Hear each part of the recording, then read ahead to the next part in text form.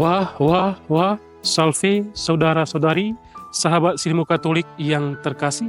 Salam jumpa bersama saya, Pater Benyamin Tanang OFM, dalam Renungan Harian Silmu Katolik, edisi Sabtu 14 Juni 2025.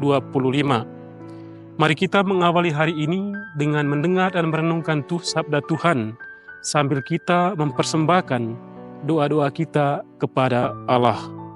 Mari kita menandai diri kita dengan tanda kemenangan Kristus dalam nama Bapa dan Putra dan Roh Kudus. Amin. Semoga rahmat Tuhan kita Yesus Kristus, cinta kasih Allah dalam persekutuan dengan Roh Kudus selalu beserta kita, sekarang dan selama-lamanya. Marilah kita berdoa. Allah Bapa yang Maha Kuasa, Engkau merelakan putramu mengalami kematian, supaya kami semua memperoleh kehidupan.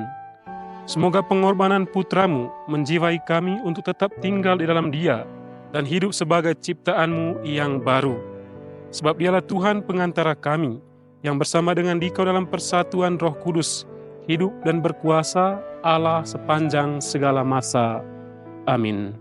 Sahabat Silmu Katolik yang terkasih, mari kita mendengar dan merenungkan sabda Tuhan.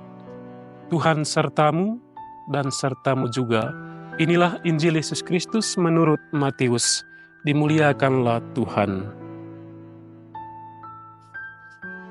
Dalam khotbah di bukit, Yesus berkata, "Kalian telah mendengar apa yang disabdakan kepada nenek moyang kita. Jangan bersumpah palsu, melainkan peganglah sumpahmu di hadapan Tuhan. Tetapi aku berkata kepadamu, jangan sekali-kali bersumpah, baik demi langit, karena langit adalah tahta Allah, maupun demi bumi, karena bumi adalah tumpuan kakinya, ataupun demi Yerusalem, karena Yerusalem adalah kota Raja Agung. Jangan pula bersumpah demi kepalamu, karena engkau tidak berkuasa memutihkan atau menghitamkan sehelai rambut pun. Jika ya, hendaklah kalian katakan ya. Jika tidak, hendaklah kalian katakan tidak. Apa yang lebih daripada itu berasal dari si jahat." Demikianlah sabda Tuhan.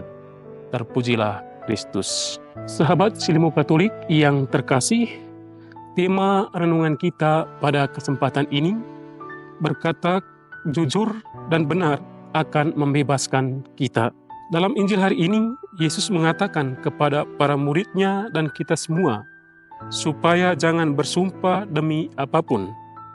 Jangan bersumpah demi langit, demi bumi, demi Yerusalem, dan demi diri kita sendiri.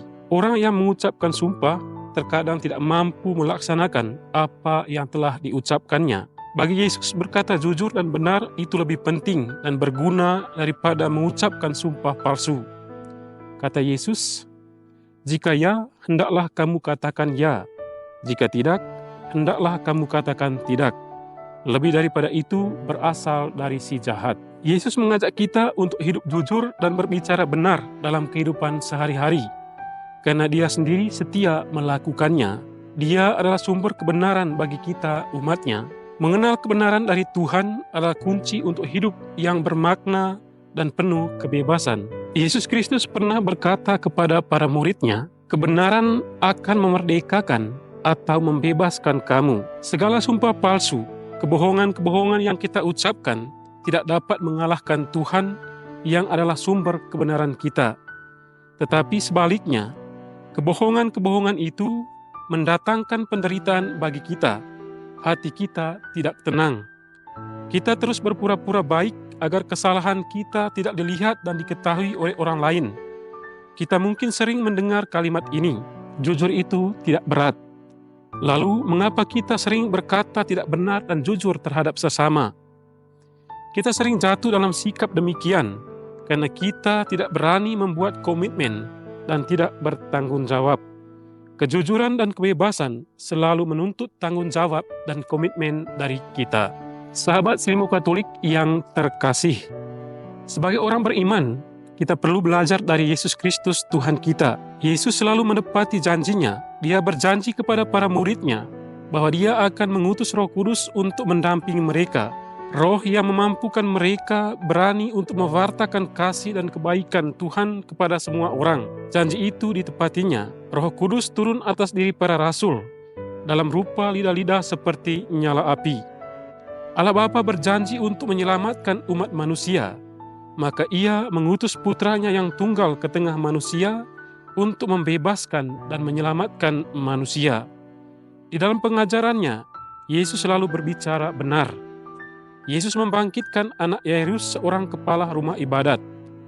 Yesus memegang tangan anak yang telah meninggal itu lalu berkata, "Hai anak, bangunlah."